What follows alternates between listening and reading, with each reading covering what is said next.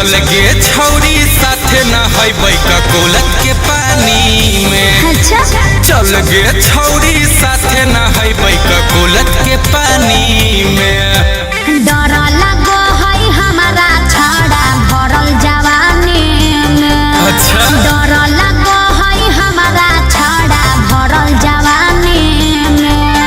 हम न जब नहावेले साथे ककोलत के पानी में। काहे गे हम न जब नहावेले साथे ककोलत के पानी में। तोरा जाय पड़त नहाय पड़त।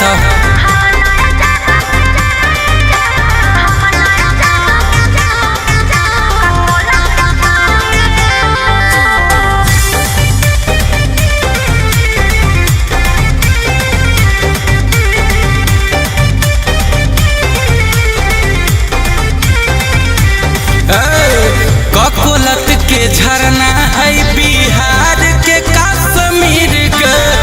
भर गर्मी घूमे वाला के लागल रहो है भीड़ के। आगे याद से जब समनिया ले ली हाँ।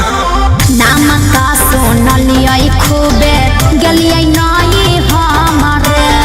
कर देम ही गड़बड़ लागे बोले में शरम रे।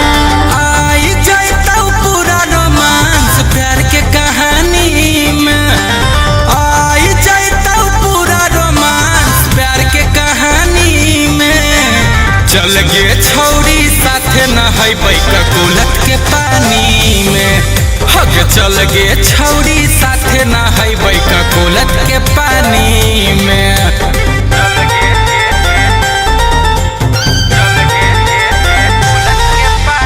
Music by Arya Sharma।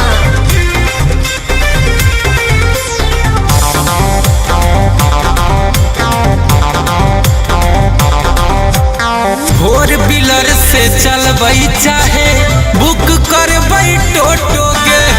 पहाड़ा पर चढ़ के साथे खूब खिंचबै फोटो गे। तेरे सुनै कर हलियै नखरा खाली हमरो हई मन रे। पहाड़ बे पर चले बनबै मुर्गा मटन रे।